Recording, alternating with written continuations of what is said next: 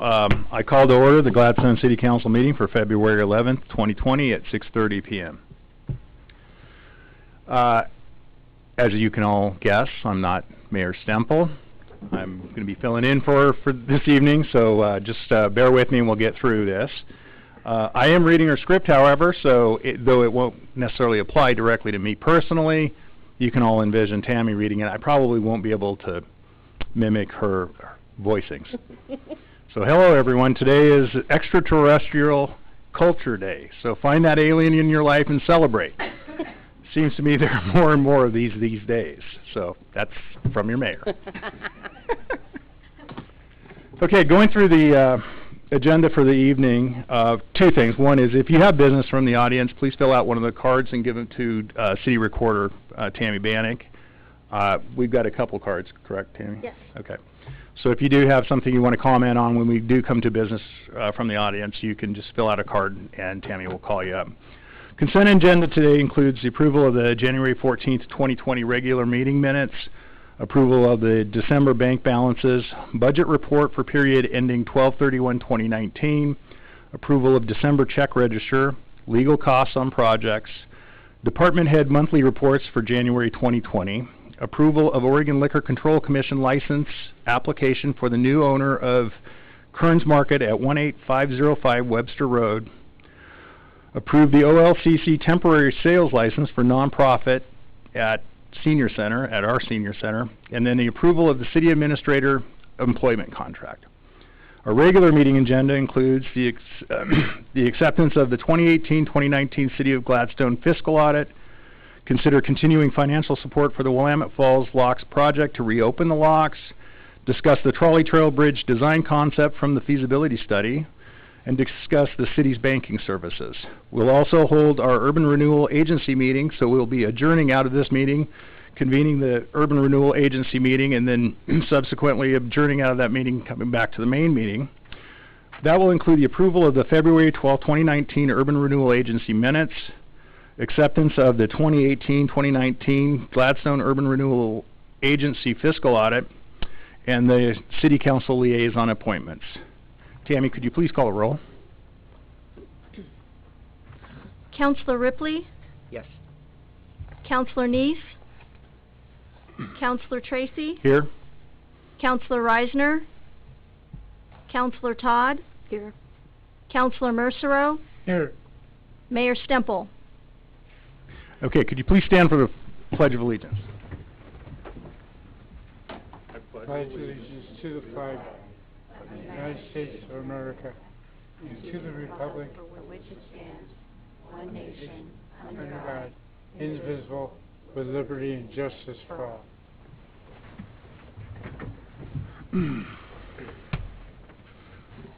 Staff, are there any agenda additions or corrections? I believe that the mayor would like us to pull the State of the City's address and move that to the March 10th City Council meeting. Okay, so pulling the State of City's address, moving it to the March 10th agenda. And I think that's it for now.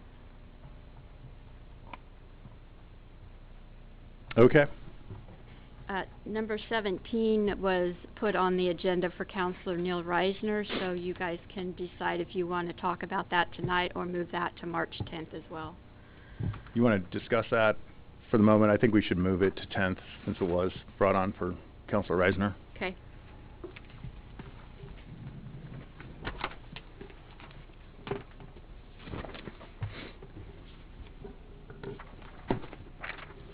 Okay. The script says consent agenda. Is that just us voting on the consent agenda then? Correct, yes. All right. Is there any discussion with the consent agenda? No? Do I have a motion? I will motion to approve the consent agenda.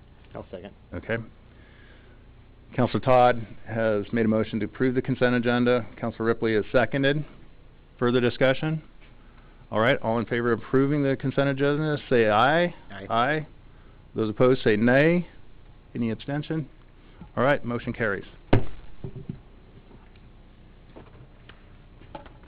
We're bumping the State of the City's address. I'll read the mayor's script for the correspondence. Yes.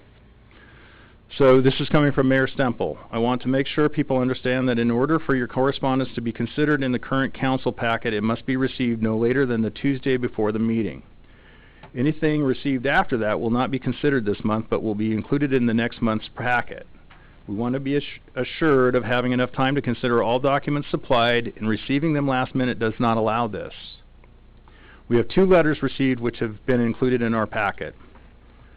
One, a letter thanking us for the sidewalk repairs at the corner of Portland Avenue and Arlington Street, and the second, a letter questioning the qualifications of an elected official.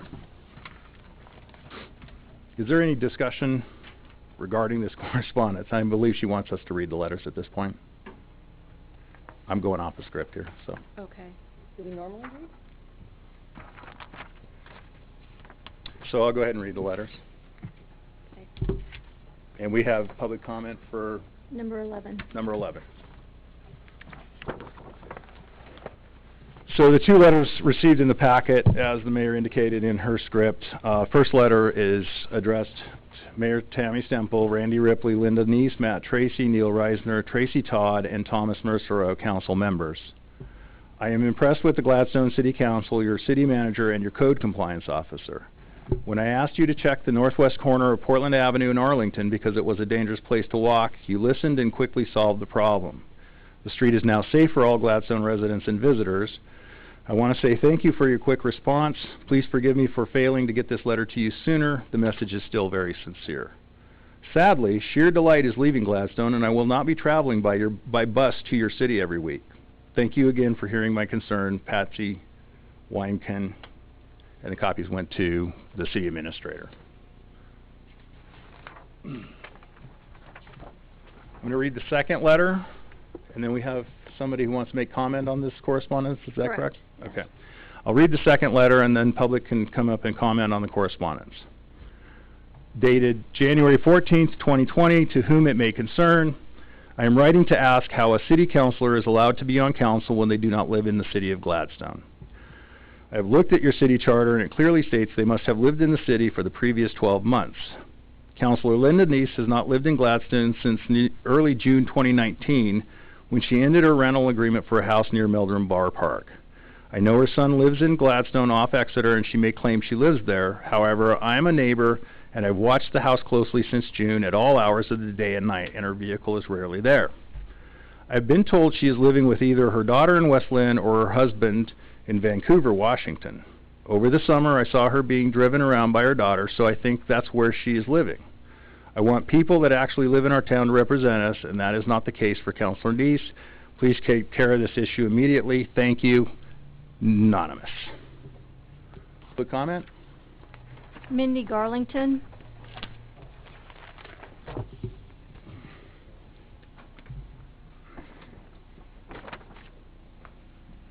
Mindy Garlington. So I guess I just want to make sure that this doesn't get swept under the rug. I didn't write the letter. I will be perfectly honest in saying that I've heard the same thing for all summer and through the fall. It's kind of disheartening that if it's true and people knew about it and they didn't say anything about it, that's pretty sad. And I hope that there's a thorough investigation on this. I know that Linda was hurt and probably does at this time live out of town, but we are talking about since June of this last summer. So, like I said, I would hope that people really look into it. It's kind of an important thing. So, that's all, and have a good night.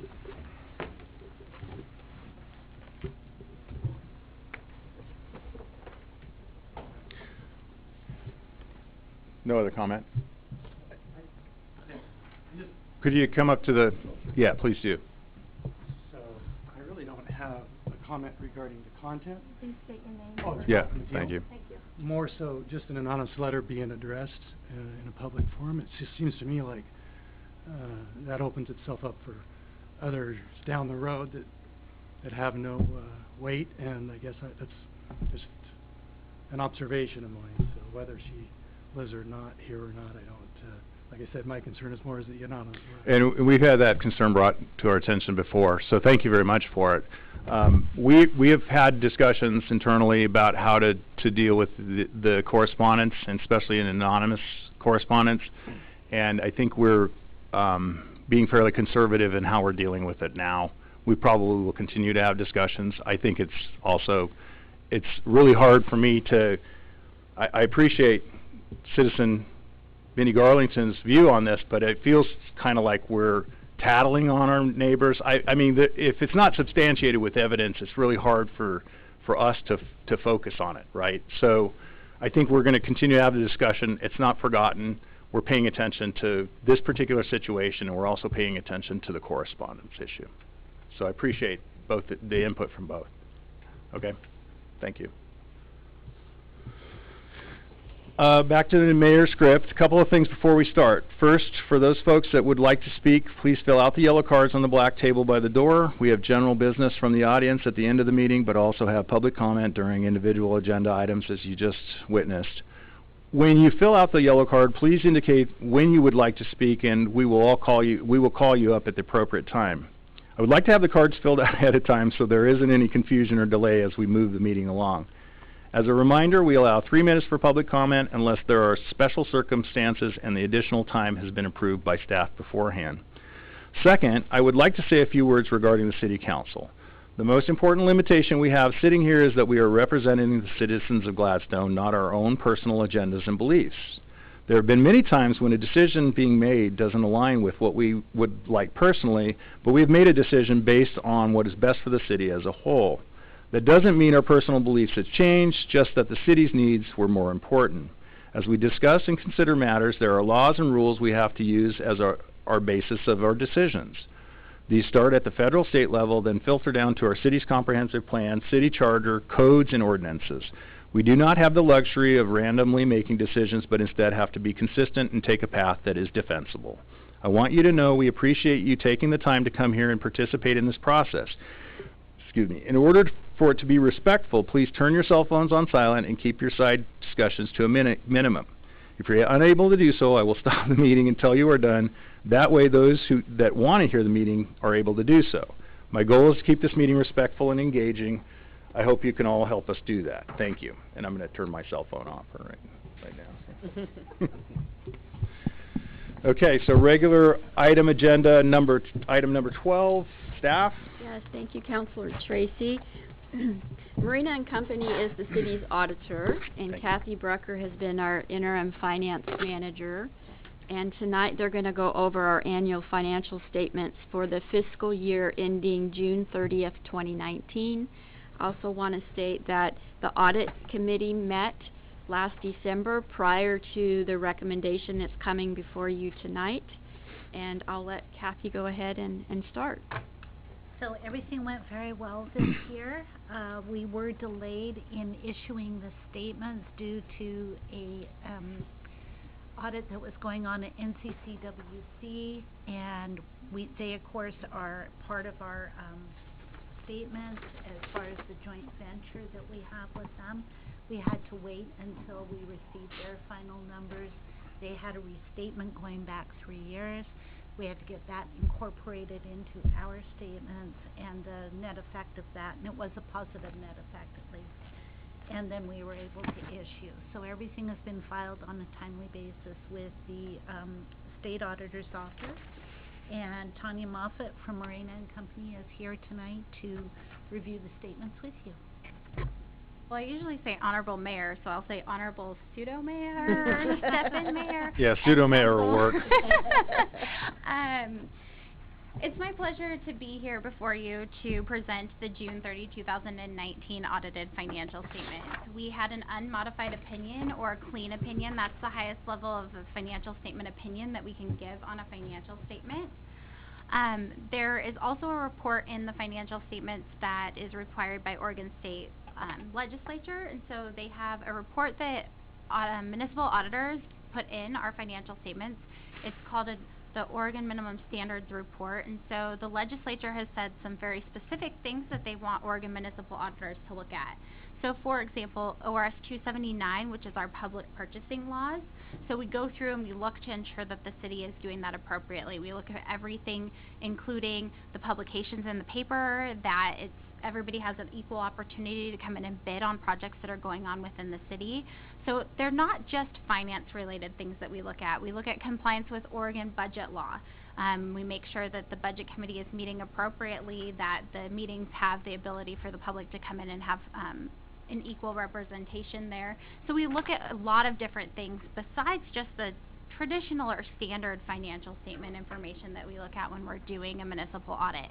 So I'm happy to report that for the city we had no findings in our Oregon minimum standards report. I'd also like to note that there are some estimates in the financial statements. For example, depreciation, the largest one being the Oregon state PERS liability. And so that number is a large number when you look at it on the financial statements. The delta or the difference between the prior year and the current year can sway the financial statements quite a bit, and so I just want you to take into consideration that that number is something that an actuary comes up with. The city management team does not come up with that estimate, but it is probably the largest number on the financial statements that is not an actual number. Like, I can go out and I can make sure that the amount in the bank is the actual amount in the bank. So there is an estimate there. There's a sensitivity for that, like by 1 percentage point lower or 1 percentage point higher. But I just want to bring that to your attention, is that that's all something that's external, and there's nothing that the city can do about it because that's all external related to Oregon State PERS. So the largest estimate in your financial statements you have no control over. But the city is meeting what is called their required contribution, minimum required contribution, so they theoretically will cover that liability in the future. So I just kind of want to point that out. There also was one new accounting pronouncement that was adopted during the year, and that's Government Accounting Standards Board 88. It primarily has to do with note disclosures around debt. But the June 30, 2019 financial statements are very comparable to the June 30, 2018, with the exception of some note disclosures. For the most part is the only change. So if you look at those two and you compare them, they actually are comparing apples to apples.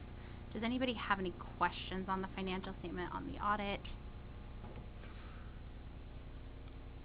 I have a question. I didn't see I guess I missed the liability. And then we're talking about the PERS liability, correct? Yes. So as I was looking through the different statements, where did I miss that? So it is on page 12. So it is page. Sorry, I want to first. I want to give you the page number in your packet. Okay. It's on page 12-24. And it's about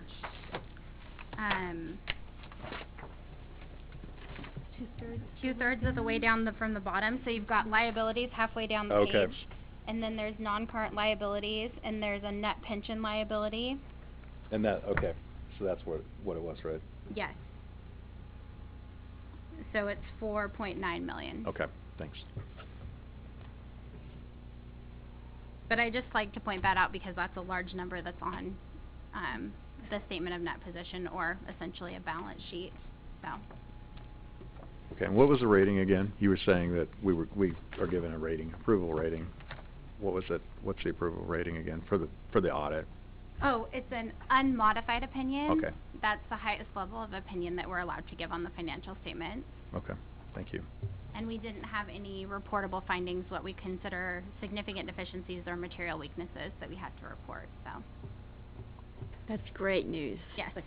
Thank you, Kathy. Any questions? I've got one. Each year,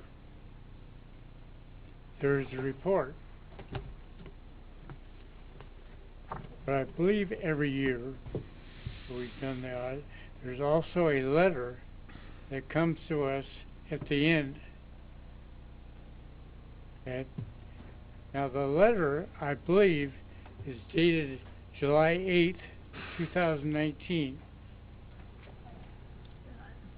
There's two letters that you get. So you get one letter before the audit starts, and then you get one letter at the end of the audit. Okay, I think he was referring to the. We received 2 today. These ones right here. And they are dated July 8th, 2019. These were the AU 260 reports, letters for Those are the ones that were sent out at the beginning of the audit. We had sent, we received these from Craig with a request to send them out to the council. Oh, And we yeah. accidentally sent the wrong letters. So, there's an additional letter dated January 23rd, 2020. So if those ones That came, one we if had those, done. if those came Yeah. with the, I apologize for that. I did not realize that you got the original letters again. So I will make sure that we get those to you. So there's a separate letter that's dated January 23rd, 2020. So we do one at the beginning of the audit and then one at the end. So unfortunately, we must have given you the same one twice. Okay. I apologize. Good catch. Within this one, There's generally a confusion about that letter, Okay. okay?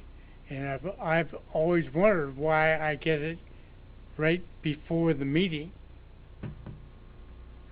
And when I looked at it again, I got confused because it was stated back, the original letter. Yes. I can understand why you had confusion. What is the difference, or the reasoning, I guess, for the report, which I understand, okay, as the audit report, okay, but what is the reasoning for the letter about the report? So, about 8 years ago, the auditing standards changed, and so we now have to do what's considered, it's called an AUC 260 report, so that's the report that you're referring to, and it's a letter to those charged with governance. So in this case for the city council, that's the city council members. And so they require us to communicate certain things to those charged with governance, so the city council. So at the beginning of the audit, we communicate what we're going to be auditing, what we're going to be looking at, what our opinion's going to cover. So we're giving you an advance notice of the fact that here's what we're going to be looking at when we do the audit.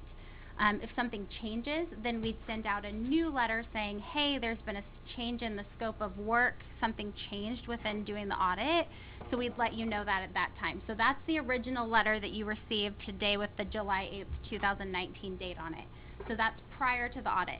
Then once the audit is all done, we have what's considered the final AUC 260 letter to those charged with governance. And it talks about our responsibility as the auditors. It talks about management's responsibility. It talks about all the significant estimates in the financial statements. So it basically is a high-level snapshot of what we are looking at the audit. It's the things that the people that set the standards for auditors, that they think that those charged with governance, the city council, needs to know about the audit, that is not readily apparent from just reading the auditor's report. They didn't think our 2-page auditor's report gave enough information, so now they have us do this extra report as well. And so, for example, it talks about some of the note disclosures, so it talks about the joint venture and some of those things that are significant in your financial statements. So it's a requirement that we're required to give you those letters. I know it's confusing. So we're expecting the January 23rd letter then? Yes, we'll get that to you. So I apologize that you had the wrong date. That was my staff's fault. one thing I can say is there's nothing that will take you by surprise within this follow-up letter. That's comforting. Yes. I have one copy here that I can leave. Councilor Ripley, you have any questions? Nope. Councilor Todd? Are we willing to accept and approve this financial audit report? We'll need somebody to put a motion on the table. I'll make a motion to approve the City of Gladstone annual financial report for the fiscal year ended June 30th, 2019. And I'll second. So Councilor Todd has made a motion to approve the City of Gladstone Annual Financial Report for the fiscal year ending June 30th, 2019, seconded by Councilor Mercero. Do we have any further discussion? No. Okay, all in favor of the motion say aye. Aye. Aye. Opposed, nay. Abstain. Motion carries. Thank you, Kathy. Thank you. Thank you, Tanya. Thank you. And that's a real thank you, Kathy. My pleasure, thank We you. haven't been quite in that order in the past, so it's coming better, much better. Yep. So we're adjourning this meeting then and going into... Are adjourning it, Wonderful. pseudo mayor. Okay, so we get a motion on the table for the adjournment of the meeting, please. I'll make a motion to adjourn the meeting. Is there a second? I will. All right, we're going to adjourn the general meeting. Wait, sorry, let me back that up. Any discussion? No. All in favor say aye. Aye. Okay. This is where the script ends. The first item that you would like to do, because the Urban Renewal Agency does not meet that often, is to approve the minutes of the June 11th, 2019 meeting that you had. They're in your packet under item 13.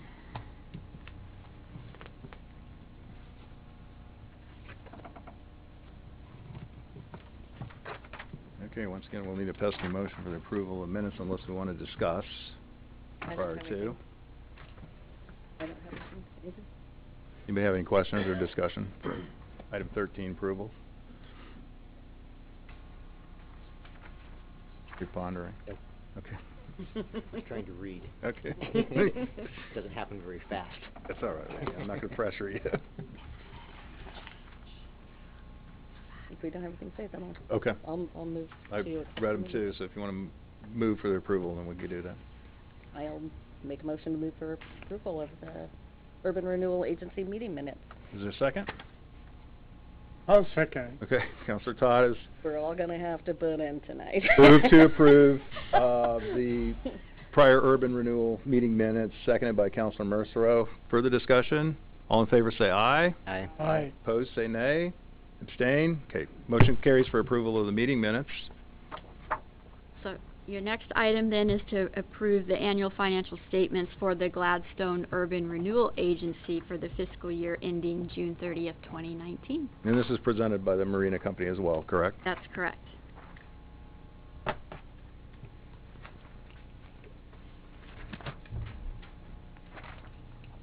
Agency officials, I'm happy to report that we have an unmodified opinion on the Gladstone Urban Renewal Agency's June 30, 2019 financial statements. An unmodified opinion is the highest level that we can give on the financial statements, same as the cities. And then we also have a Oregon minimum standards report like I talked about before, and we had no findings for the Urban Renewal Agency on that as well. And as was pointed out, we are missing the January 23rd, 2020 AUC 260, or those charged with governance letter. We will make sure for the urban renewal as well as the city, so we will make sure that you receive that. I'd also like to point out that when we came out to do the audit, we had full access to anything that we asked for. Your team, Kathy, City Manager Bates, everybody gives us full access to anything that we ask for, and we appreciate working with them and their other team members as well.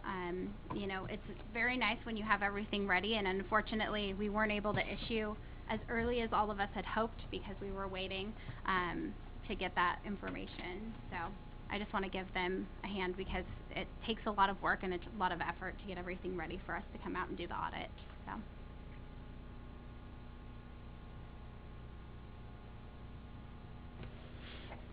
I had a question, Financial Director Brucker. So on the notes payable side of this, the $3,800,000, is that part of the Civic Center Oh, yeah. project? So Yes, that is that's the money- outgoing and, okay, That was the money that was borrowed under the Urban Renewal Agency. right, okay. So I mean, there was a small explanation at the bottom of the balance sheet, but I just wanted to make sure we have that. What Yeah. page is that? I'm sorry, it's page 4. Oh, it's page 4 on the regular This is report. here as well. Or on It's in the the notes. urban renewal On the urban report. renewal. Yeah, not out of the... Okay.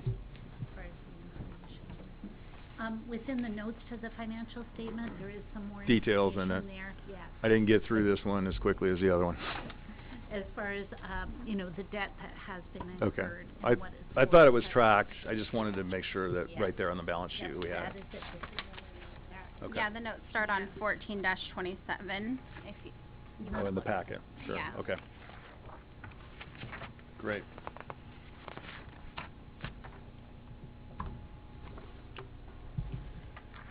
I left a business card for each of you, so if you have questions throughout the year, feel free to give us a call. We work for you, we don't work for the city management team, so, if you ever have questions, feel free to give us a call, you know. This is what we live, breathe, and sleep in, so I know that they can be a bit overwhelming when you've got 3 different bases of accounting in one set of financial statements, but if you ever have questions, feel free to pick up the phone. That's also the benefit of having our city audit committee to review these prior to the elected officials, so you have another oversight committee reviewing them. Of which I believe it was a comment that they approved them also They did. prior, so. The draft. They approved the draft. prior to the final Final, adjustment that we yeah, had. Because it was December, right? Yeah. Yes.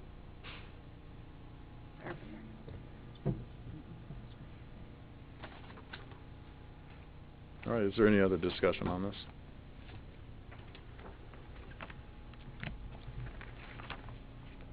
Not me. So anybody want Randy's turn now. Okay, my turn. to... There we go.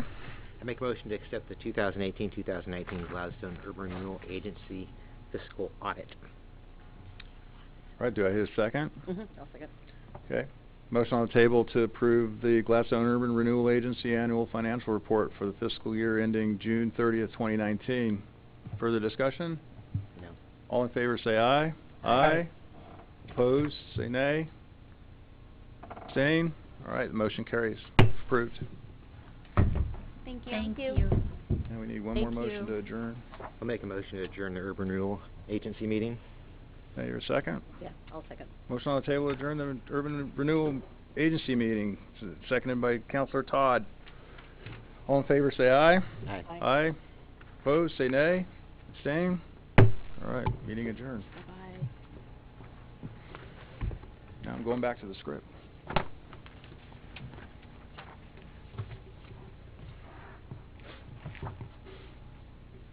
We have to reconvene, Chad. Yes. Once again... Open the regular ro- meeting back open. Okay, so once again, call to order the Gladstone City Council meeting. It looks like it's about 7:03 p.m. on February... I can't believe I just lost the date. February 11th, 2020. You're doing great. Oh, yeah. It's been a short day. So the next 2 items are kind of exciting. What you have in your packet now is the Willamette Falls Locks Commission has been working diligently since 2017 to try to reopen. In your packet, you have a letter from the Locks Commission, specifically the mayor in West Lynn, asking Gladstone to continue its financial support for the next 5 years. So what I did in your packet is I kind of outlined a summary of the work that they're expected to take place in the next 5 years, years 2020 to 2024. This request is for us to agree to financially contribute what we have been contributing. And so in 2018 and 2019, Gladstone contributed $2,500 each year to that. So that would mean that we would continue to contribute that amount for the next 5 years. It's also contingent upon the legislation passing a bill that they have proposed right now that will allow them to continue to move that work forward. So if the legislation doesn't approve that funding, then we would not be required to commit to that. I think it's an excellent partnership. I think the city financially can contribute, taking the money from the community promotions business development line item that we have. So my recommendation would be that the city continue its financial contribution if the legislation is passed for this project.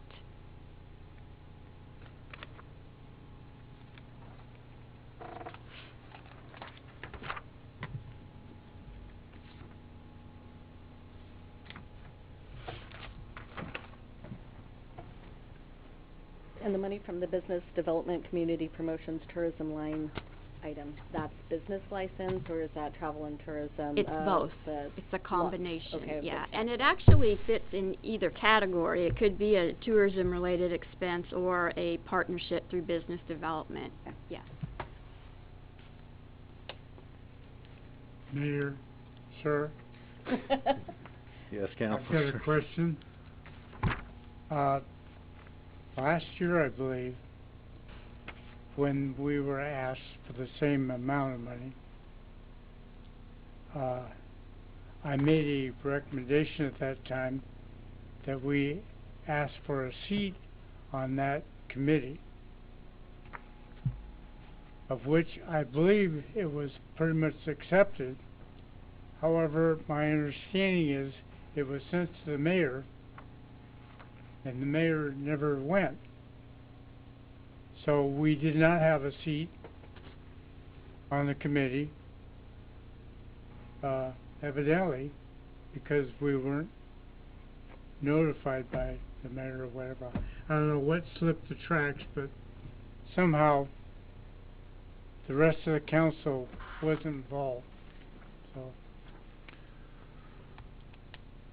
I can't speak to it. I know that when we had the conversation, I do remember that I believe you had asked for us to have representation. At the time, I thought we were discussing the $2,500 allotment for the year. We're now looking at a 5-year ask of $12,500, right? $12,500 over the 5-year. My question is, and I just did a quick look, my question is, phase 1 of this study is more feasibility analysis, is that correct? Yes. I mean, because $75,000 is what they're looking for from all of the participating cities, as I saw in the letter. Correct. And if I'm not mistaken, it's a $14 million capital lift to actually repair the locks to fully functioning or to a functioning level. Correct. So we're just looking at feasibility for the locks. The mayor has a statement here, and I'll read it, but I believe that we're just looking at the feasibility portion of this, and that's not necessarily the group that's going to be doing the full lift, potentially the full capital lift. Is that correct, this Right. commission? There is a second phase after 5 years, but it's all dependent upon them to continue to get their funding that they need to do that. So my question, though, now kind of is does this Willamette Falls Locks Commission, will they be guiding the process throughout the process? Yes. Okay. So appointed elector or otherwise, they're going to follow the process all the way through capital Correct. investment. Yes. Okay. Doesn't answer your question. Sorry, I went down another rabbit hole.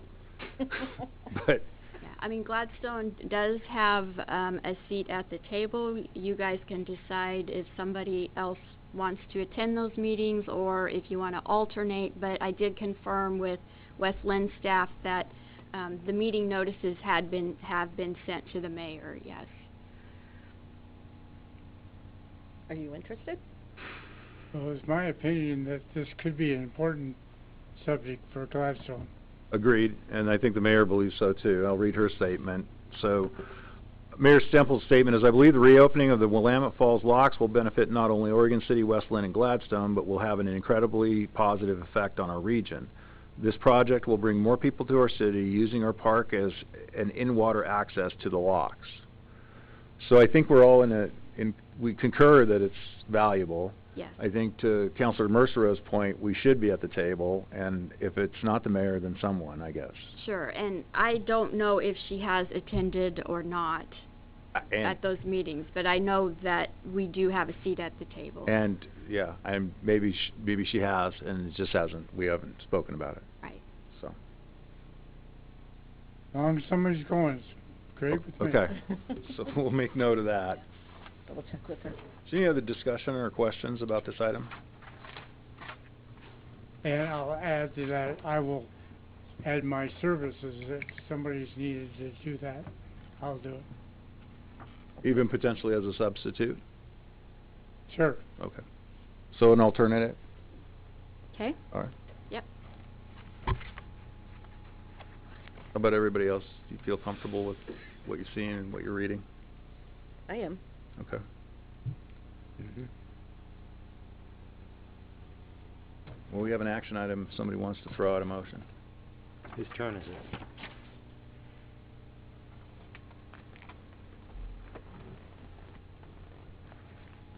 I'll do it. Are you gonna do it?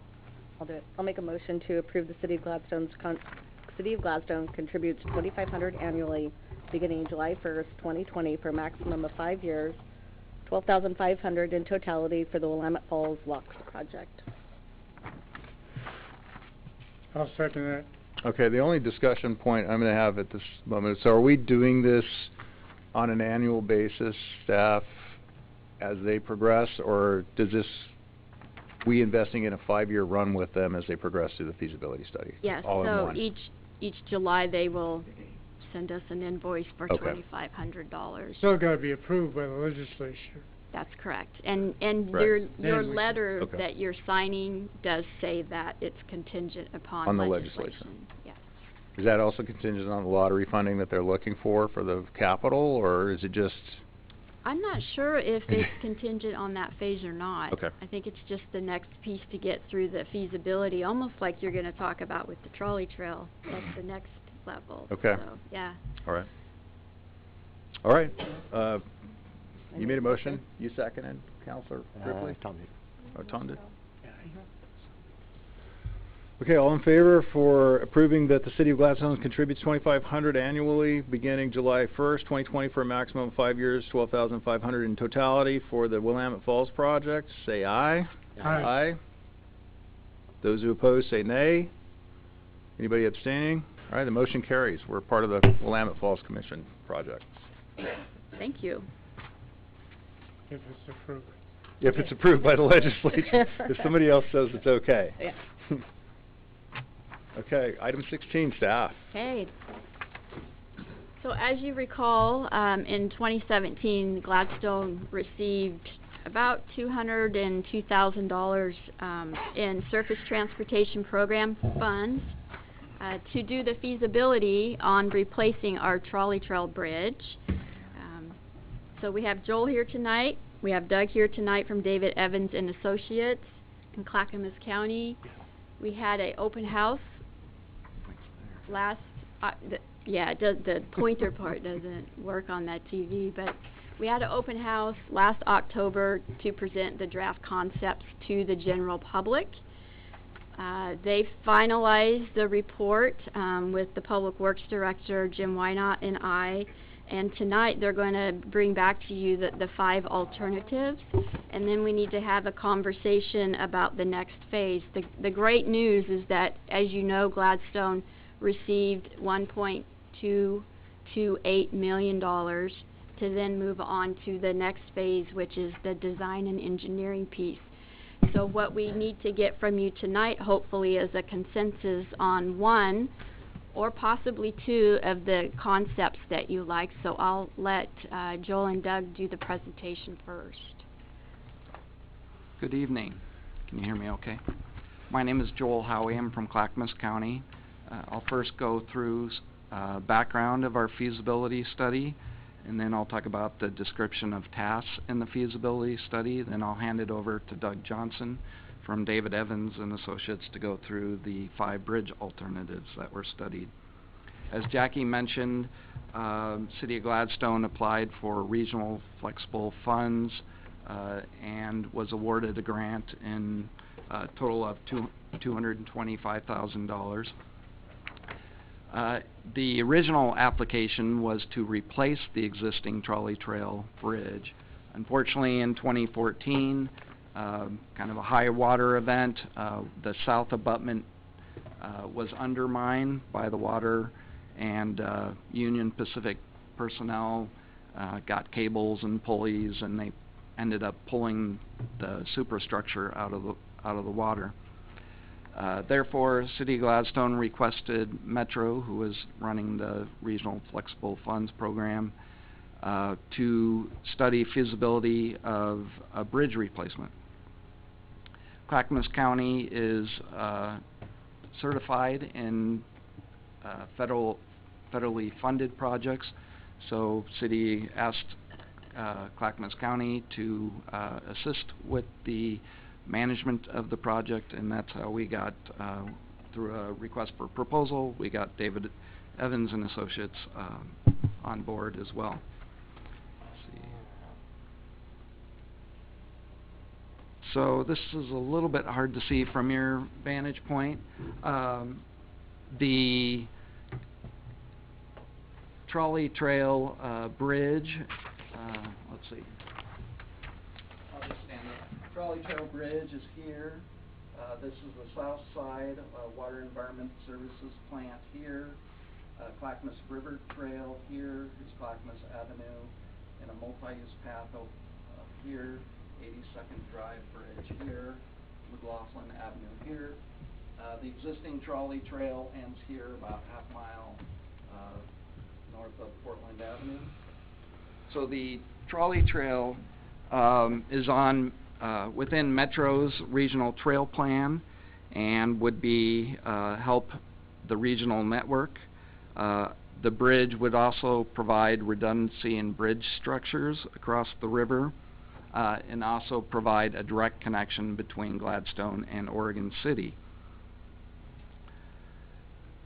The 82nd Bridge is about a half mile to the east, and McLaughlin is to the west.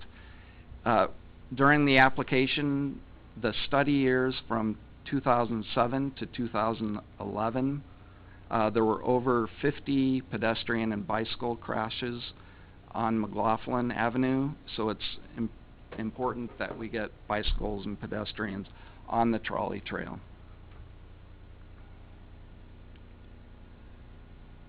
So this is the project study area. You can kind of see the old trolley trail bridge that exists. There are overhead transmission wires owned by PGE, but this is the main project study area.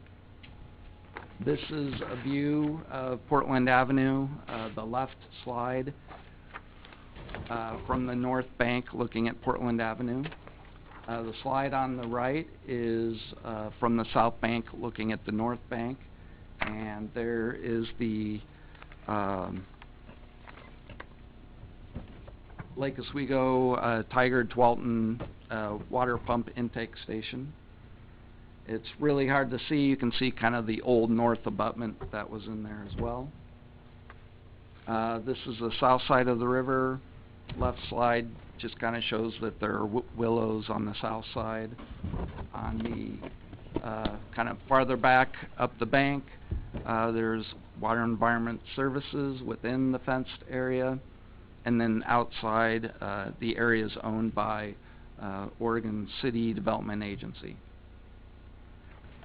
The original study, or the study task within the feasibility study, did a geotechnical study, did a boring on the south side of the river, roughly 40 to 50 feet deep. The study showed that the new bridge would need to be founded on deep foundations. If it's a multi-span bridge, the interior abutments would need to be founded on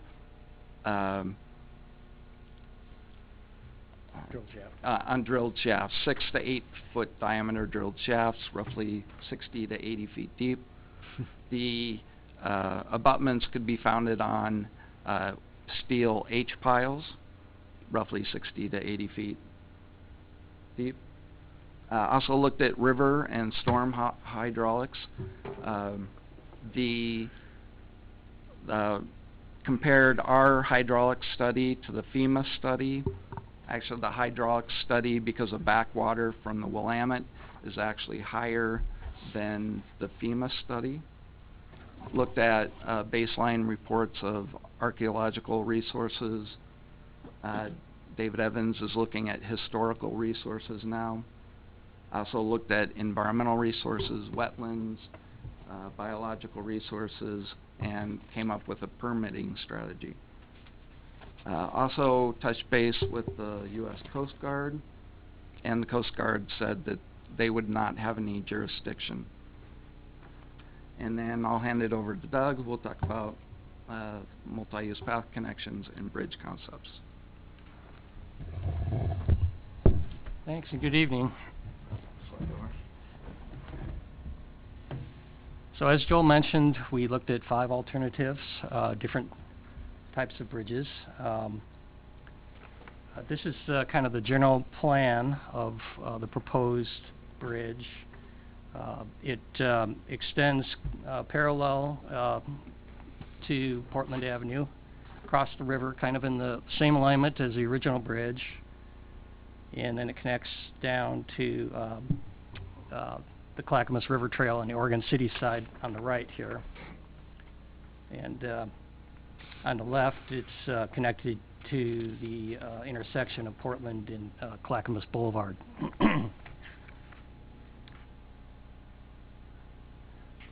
This is a variation on the previous slide. Basically, we'll show in a minute the different depths of the structure have an impact on the grades of the trail. So we don't need to get into that in too much detail. So this is the first alternative. It's a steel truss that spans all the way across the river, and there's certain advantages in that. You don't need any piers in the water. And that also avoids a whole host of environmental permitting issues that you would have with piers in the water. It's better hydraulically. It unfortunately costs a little bit more to do a big span like that. But it does have the advantage of being similar in character to the previous bridge that was there. One thing I'll point out is that on the Gladstone side, the elevation, ground elevation, is about 10 feet higher than it is on the Oregon City side. So the grade is going to be sloping downward from Gladstone to Oregon City. And once the bridge lands on the Oregon City side, there needs to be a buildup of the ground on an embankment in order to match up the bridge. Now the bottom of the bridge is determined by the 100-year flood elevation that Joel mentioned our study determined. And so it provides a minimum 3-foot clearance from the bottom of the bridge to that flood elevation.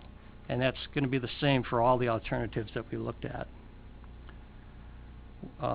Another advantage of this option is the structure depth.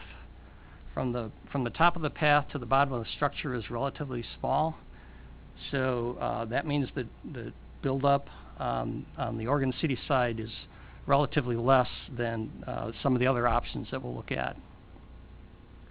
Because like I said, we got to keep the bottom of the bridge where it is. It may become a little more understandable as we look at the other alternatives. We had a few photos for each alternative just to show kind of the character of what the structure looks like for people that aren't familiar. In this particular one, we just put a photo of the old trolley bridge because the intent of this this option would be to kind of mimic or follow the spirit of the original bridge in form. It wouldn't be an exact replica because first of all, the span is different, and also we'd want to take advantage of more modern steel types, steel sections. So it wouldn't be an exact replica, but it would have somewhat of the same characteristics of the original. So this is the second alternative. This is a 3-span concrete girder bridge. And as you can see, there's 2 piers in the water.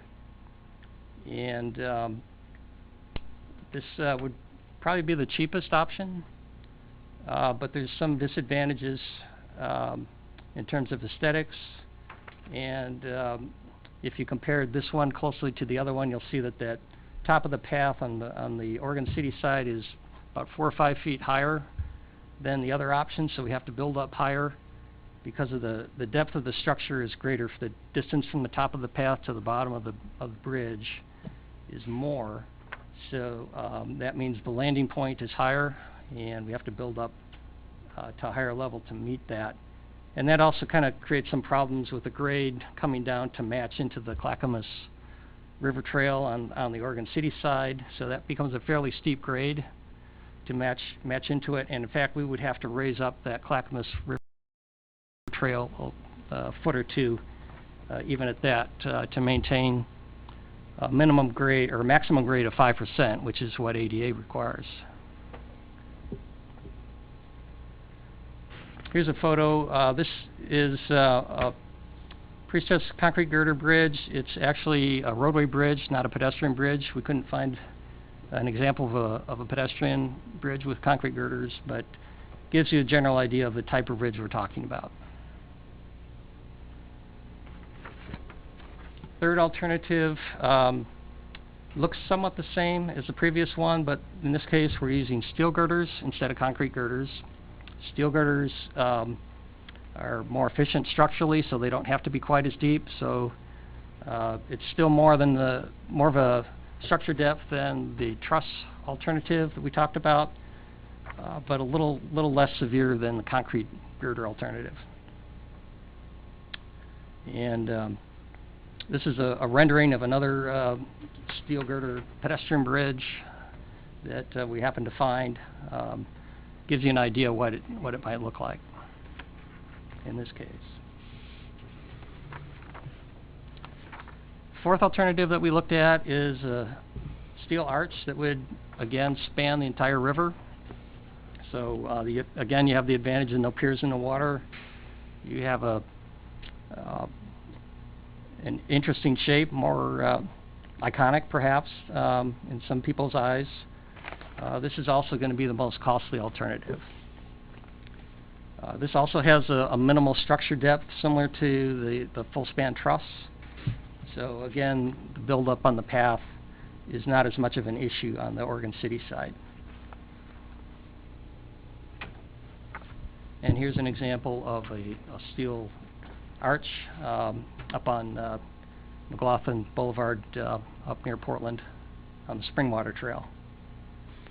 As you can see, there's different variations you can use with the arch, with for example the angle of the suspenders coming down and inclination of the arches toward each other or kept parallel. So there's various things you can do to change the appearance a little bit. And then here's the final alternative, which is a 3-span truss alternative. Again, we've got the piers in the water, relatively small structure depth.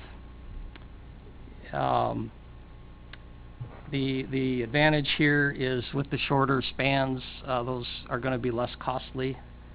And in fact, there's a lot of vendors that will prefabricate these bridges and bring them out to the site. And here's an example of a pedestrian bridge that's been prefabricated and brought out to the site. So that's how that can be done a little more cost effectively. And so looking at all the alternatives here, this gives kind of a matrix of some of the issues and what the advantages of each alternative are. The single spans are going to be more advantageous when it comes to permitting. Aesthetics is somewhat in the eye of the beholder, but generally the arch bridge and perhaps the single span truss bridge seem to rate fairly high for most folks. Geometrics, that refers to the grade issue when we have a deeper structure with the girder bridges. And that becomes more of an issue of a steep downward grade. And the right-of-way need kind of follows along with that grade rise. When you have a higher grade of the fill, you need more right-of-way. And over to the right there, these are the, I believe these are the construction costs that we estimated for each of the types. The highest cost is a steel-tied arch, $7.5 million. The next cheapest is the single, or the next most expensive is the single-span truss, $4.3 million. The three-span truss, a little bit less, $3.5 million, and the girder alternatives just under $3 million. And we should note that these costs do not include right-of-way,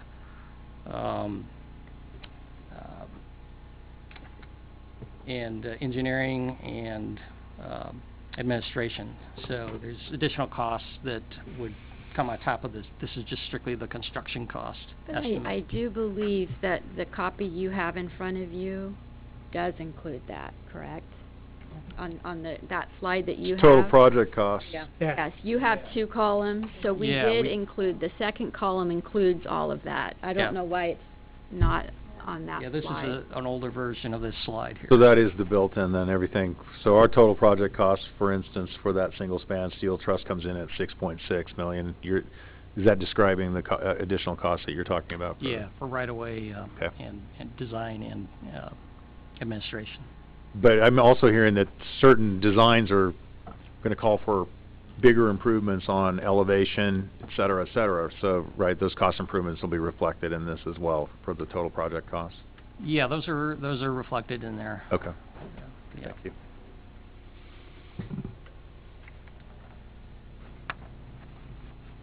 Let's see. Next steps and questions.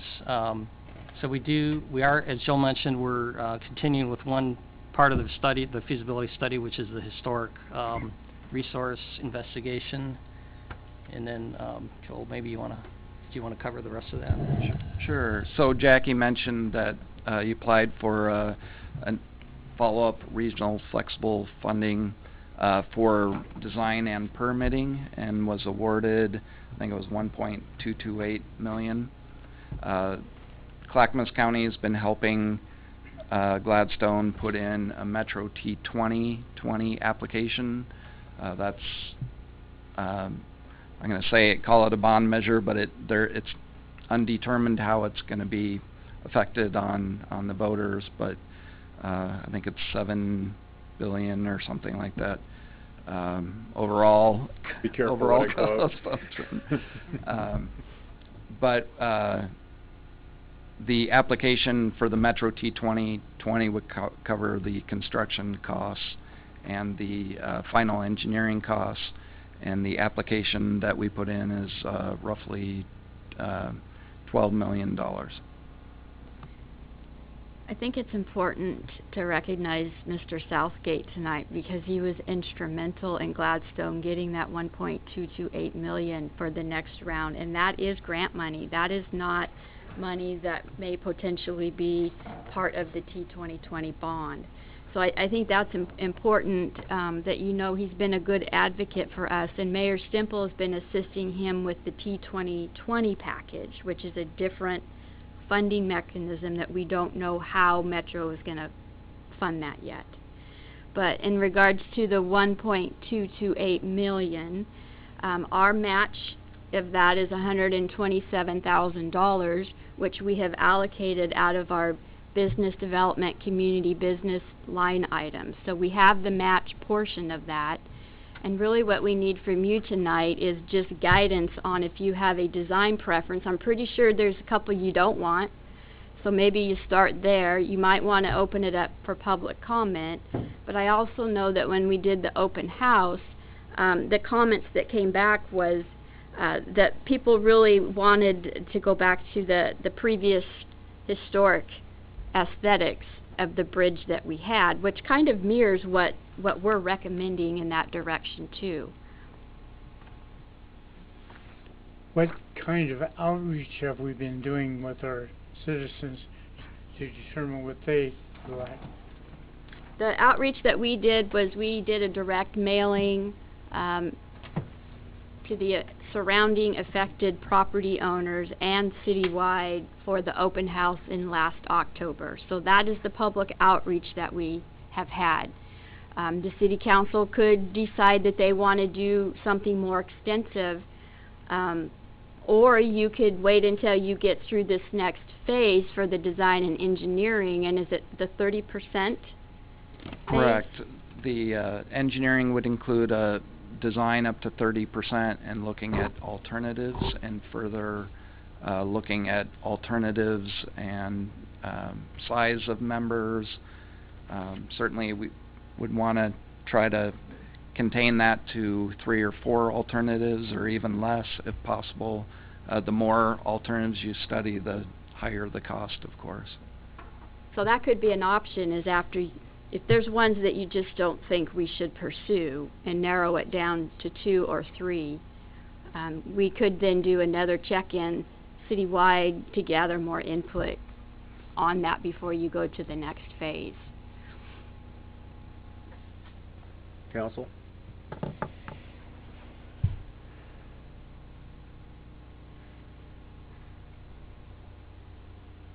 And just as a gut conversation at the moment, the truss, it looks like similar to what the bridge looked like. Yeah, the clear span. When I looked at the lower one, the concrete one, it kind of struck me as not looking that bad. Which one's that, the second one? This, Oh, it's actually the least expensive one I played. It looks kind of like Gladstone to me. It's a heck of a lot cheaper than some of the others, but I'd like to know more what the citizen would like myself.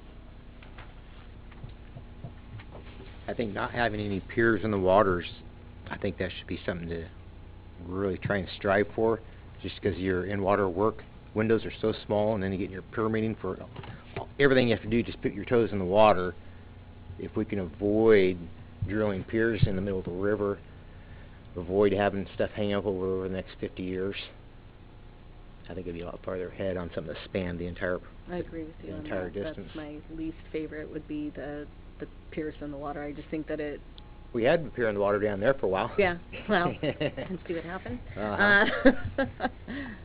Yeah, I'll just mention on the permitting side, yeah, having the piers in the water is a bit of an issue, and we would have to convince the permitting agency that, you know, there's a really good, solid reason why we had to do that, and they would, you know, so that could be a risk if we went forward with that they wouldn't accept that, and we had other alternatives that we could have chosen. So in the mayor's notes, I see that I think she prefers that clear span option that I believe is number 1, the single span steel truss, so that it somewhat mimics in some way the original historic bridge that was in place prior to its Correct. non-existence. I believe alternate 1 and 5 would mimic those, the closest, correct? And 5 is the 3 span, so that going back to the piers in the water discussion. I do agree with Council Mercero, though it'd be good to hear a lot more from the citizens about what their preferential choices are. I see this as an action item. There's a number of things on the action item for us tonight. Can we not just go ahead and vote on going forward with the feasibility study, or do you want us to choose 2 designs, or should we defer and refer back to the citizens and potentially have another charrette with a couple designs that we take into account because of some of the issues that both the gentleman from David Evans has brought up and Councilor Ripley has brought up about the piers in the water, give 2 or 3 designs, and then get the citizens' input. I mean, I'm asking council. I think that if we gave no more than 3 options, I think we just otherwise you're rehashing everything over and over Right. again. And then have the citizens have a say with all the information available. I know what my top two are. It's 1 and 5. I mean, those are mine, but, Yeah, that's why we're here tonight. Their work is complete for the feasibility study. We have a little bit of time before the next phase starts, but I think it would be good for you to eliminate the ones you don't want, because you don't want to spend any of that new money we have on bridge designs that you just clearly don't think we should pursue. Well, I'm not sure we could come to full agreement on the council to that, for that tonight. Yeah. Potentially we could. I mean, I understand Councilor Mercereau, you like the concrete girder bridge? Just as an alternative. If we're gonna go with the spans, Yeah. to me, that one looks something people might accept. Okay.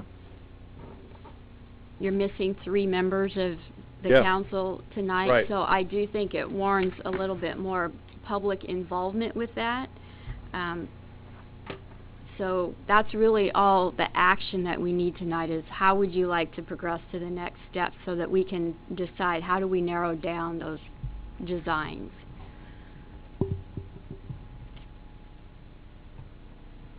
I did want to clarify that it's alternative for the single span tight arch is a clear span option as well. 1 and 4. And 4.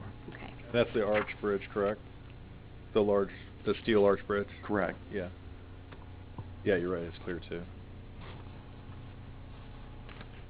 And it's the most costly option, correct?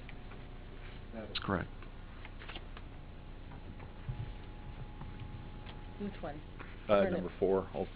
The most expensive one? Yes. Okay, I think it's the most expensive. No, it's the most costly. Yeah. Yeah, I think we're not going to have as much input as we need from the other counselors on this, and honestly, I think I agree with Councilor Mercer. We should go ahead and go forward with having the citizens review it. Do we need to come up with an action item then just to go forward, or do you want us to actually pick designs? Because I feel like we're kind of in a position here where we're picking designs and 3 other folks may not If pick you're those not designs. picking, that's okay for you not to pick a design good. tonight. That means that we need to do more public outreach, and we can certainly do that.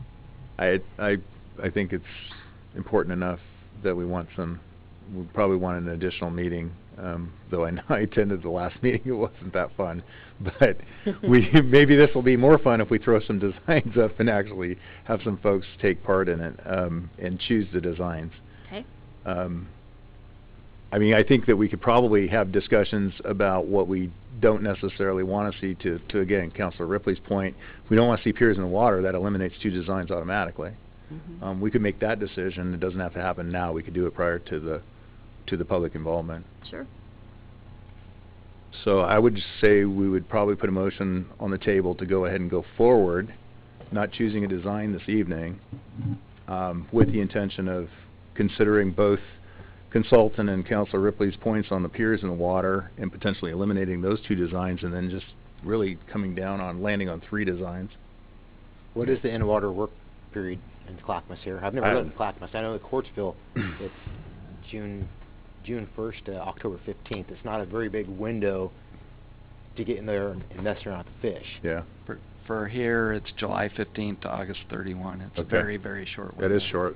That's a Get month and a half. caissons up and start pouring concrete. Oh, well, that's Okay. right there, So right? it would take 20 years to get the bridge done at that.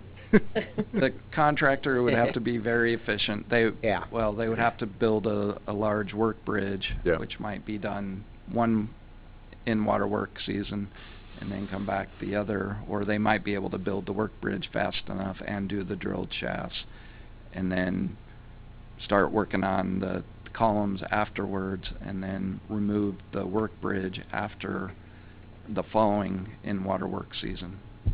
So it would be a year and a half or so. Okay. I guess, to clarify though, even the clear span alternatives, would probably need temporary supports in the Sure. river.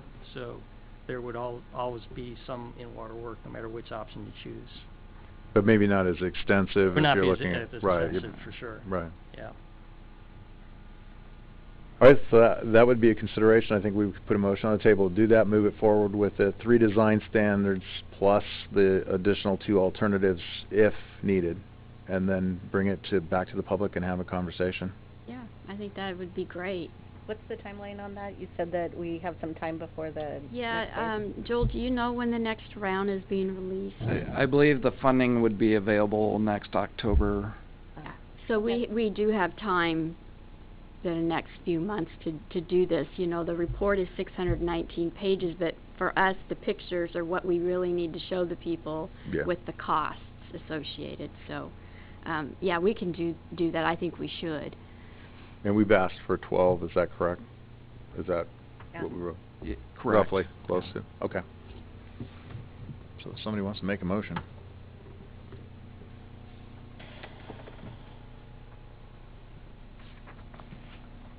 Actually, I don't think you need, I think you gave us good guidance here. I don't think we could need call it it in and a just go? form Okay. of a motion. If we don't have to forward it on as an action item, that's Yeah, I think that's we're better. fine with that. great. Do you guys need anything else? Okay, thank you very Thank much. you. Yeah.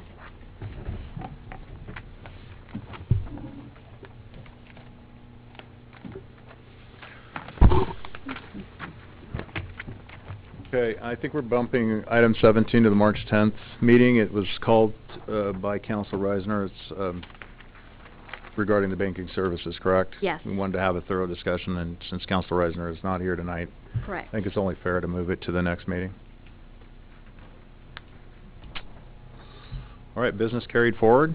I do have one item tonight that I wanted to update you on. If you remember at our retreat, we had some discussion about the city council rules, and Chad went through them, and we started talking about what's the city's process for investigating complaints if there are complaints or allegations filed on an elected official. And it's really incumbent upon the city council to determine what that process was. So since then, I've been working with Kirk Mylander with CIS. I contacted the League of Oregon Cities to try to find out, is there a process that other cities use for that? And like Chad said, it's an anomaly in Gladstone to have that. But we did find one county in Klamath County that has put together a process for how they handle any complaints that come in on elected officials. And I think all of you agree that we need to have some kind of formalized process. So I just wanted to let you know that I'm researching what they did in that county, and I'd like to bring back a draft process for you guys to consider at your March meeting. So I do think that that's good.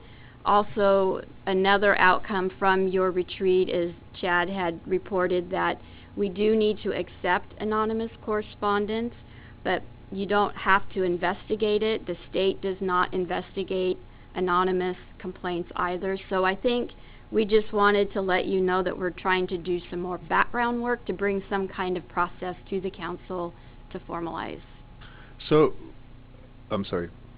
So one of the things that occurs to me is we've had 2 citizens come to us and say that they don't feel that that's a fair process, that we're reading anonymous complaints. I mean, the gentleman tonight, and we had a citizen the last time an anonymous complaint was read.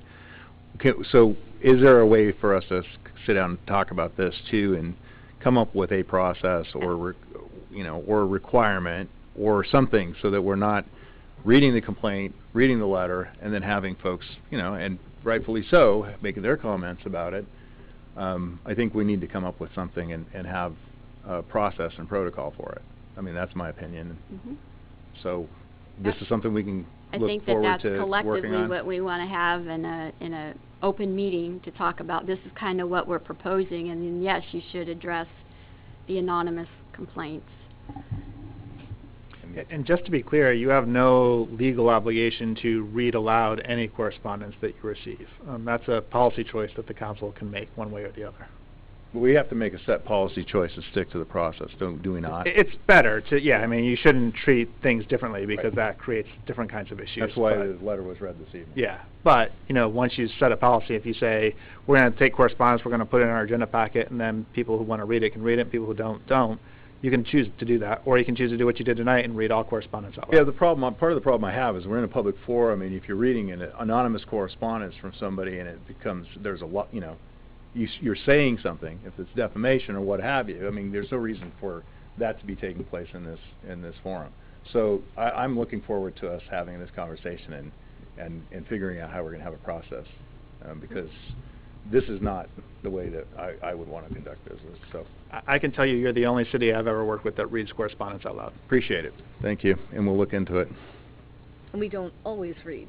We get other correspondence that we don't read that are just put in the packet, and that's why I haven't been question. consistent. Yeah, and That's that's what all I'm I saying. want. Consistency was what I was looking for, because we were consistent about doing it last time. I want to make sure we were doing it this time. I didn't want to pick and choose, but I do believe you're right. I mean, if we don't do it, then we won't do it, and folks can read it online. And there could be some issues that, you know, hot point issues that we've had in the past where you could get, you know, 10, 15 different, are we going to read everybody's, or is it part of the process because it's already Right. in the packet? And so, Because it's in public record at that point. yeah, that's what I mean, it is in public record, and so I just think we need to Well, and lock it down. if you think about it, my guess is that correspondence was put on the agenda back in the day before email, because most of the time when you get mail, it's scanned and sent to you prior to a council meeting. Mhm. So you've got to think then, should all of those be going in a council packet, or do you want correspondence on your agenda Right. anymore? So those are all things that, yes, we need to think through. Okay. That'll come back to us in March then. Is Yes. that okay? And so, any other business carried forward? No, thank you. Okay.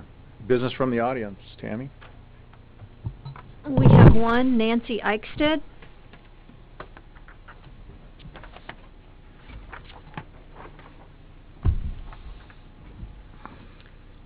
Hi, everybody. I'm Nancy Eichstead, president of the Friends of Gladstone Nature Park, and I just wanted to come before you and just give a brief annual report of what's going on in the nature park. You have a longer version in front of you. I'm not going to read that to you because I know you're pretty capable of reading yourself. I just wanted to touch on a couple of things. Our volunteers have done over 600 hours of work up there this year, which I think is a record for us. That equates to $14,976 of labor that we put in up there just this year alone. We've had 2 successful grants that I wrote, one for Metro for the Butterfly Hill, a second one for On Point Credit Union, which is related to the Butterfly Hill but a little bit different. So those are good friends of ours, so make sure that you stop by and see them when you get a chance.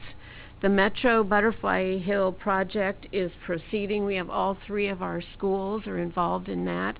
Cracksburger Middle School, if you want to have some fun, come out on a Friday from 11:30 to 12, and 28 6th graders will be up there working on the Butterfly Hill. It's pretty energetic. It's very exciting. The John Wetton Elementary will be growing our butterflies this spring. They're getting kits and they're going to grow some and do a release up there. They're also going to grow some plants to put in that are butterfly friendly. And the high school right now is building mason bee boxes that will be installed on the Butterfly Hill. They're beautiful. Once you see them, you're going to want one, and I'm told that he's going to make enough that he can sell them to people who want to start mason bees in their backyard. Last of all, I want to draw your attention to April 25th, which is our Arbor Day event. It's our 5th one, if you can believe that. So it'll be in the park from 10 to 2. Last year we had alpacas. This year we might have goats. There's music, there's food, vendors, tree climbing. You never know what's going to happen at Arbor Day. So I just want to bring that to your attention. Thank you. Thank you. This is a wonderful flyer, by the way. Mhm. It's really nice. No additional? No additional. All right. You have to fill out a card to talk. Sherry, we can recognize you. I have an answer to one of your questions here, maybe. Okay.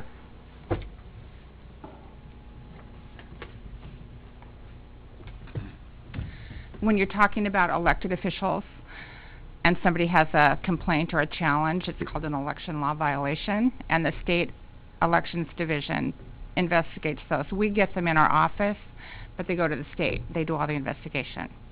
And it would be Michelle Teed at State Elections. And I can give you the phone number if you want it. Okay.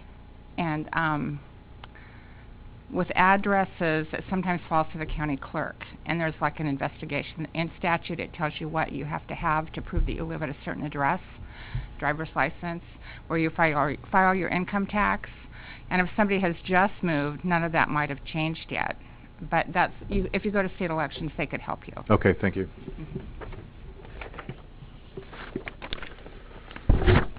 Business from the council. I'm going to start off reading the mayor's business from the council. So we need some, there's a lack of civic activity detail sheets to be included in the packet, so the mayor would like us to step that up.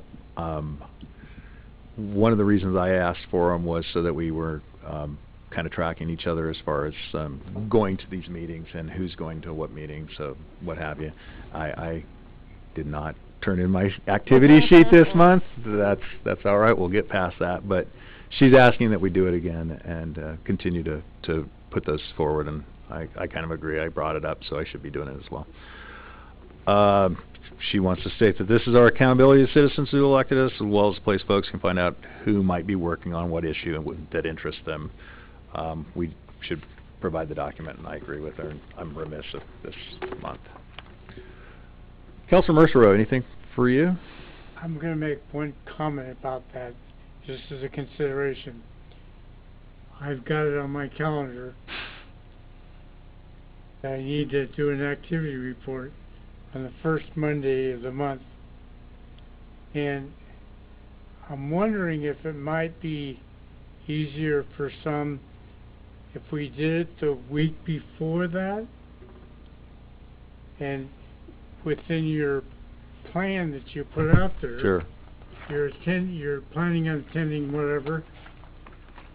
It just may make it easier for people to have an extra week to, but they may not do it anyway. I think it's a great idea. I get caught up against the clock sometimes when it's that Monday, but that's that week, prior to. So I know what happened last week. The other times have been just time crunches. So I think it's a good idea. We could talk about it. My only thing is, I want to know specifically what needs to go in there, because I'm looking at the mayor's, and she's a busy woman.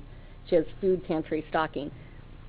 That, to me, that's a volunteer position. Am I putting down all my volunteering, or am I talking about actual? Because that's not actually. Maybe we should have another discussion about what the content is. I think we should, because I'm going to go to the school board meeting tomorrow, and I would put that down. But I mean, Sure. there's other stuff that it's just personal things that I do, and it's not per se representing the city. I understand.